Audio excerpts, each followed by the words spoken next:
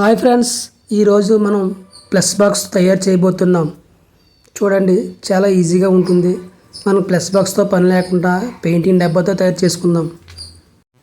ముందుగా 1 litre painting డబ్బా తీసుకొని ఈ విధంగా మార్కింగ్ చేసుకోవాలి.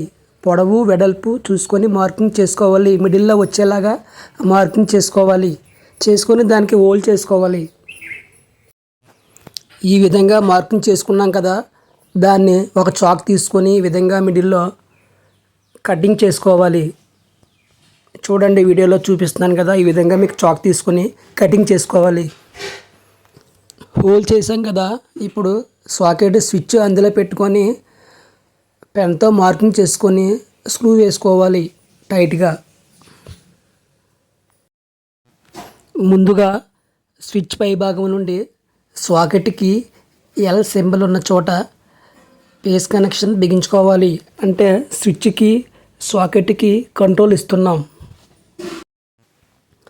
మిగతా 2 పాయింట్లు మిగిలాయి కదా, స్విచ్ కింద భాగంలో ఎల్లో కలర్ వైర్ ఇచ్చుకోవాలి.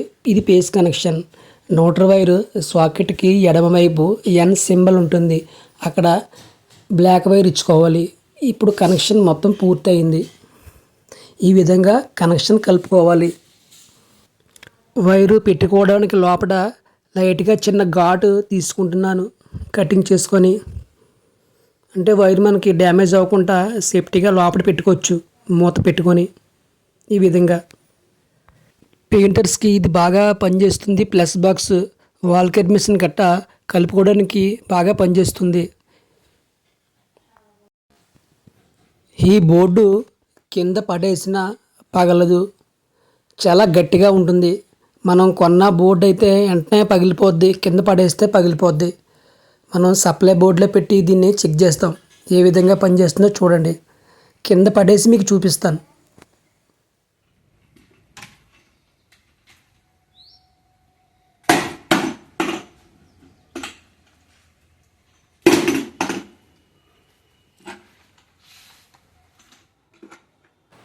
చూడండి, ఇప్పుడు బోర్డులో పెట్టి మిషన్ చెక్ చేస్తున్నాను. పనిచేస్తుందో లేదో చూడండి, ఈ విధంగా పనిచేస్తుందో చూడండి.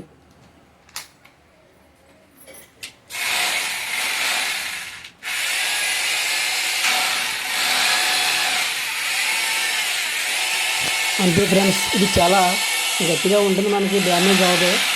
ఎలా కావాలంటే అలా వాడుకోవచ్చు. ఈ బాక్స్ చూడండి, పెద్ద ఖర్చు కూడా అవ్వదు దీనికి. Boy friends.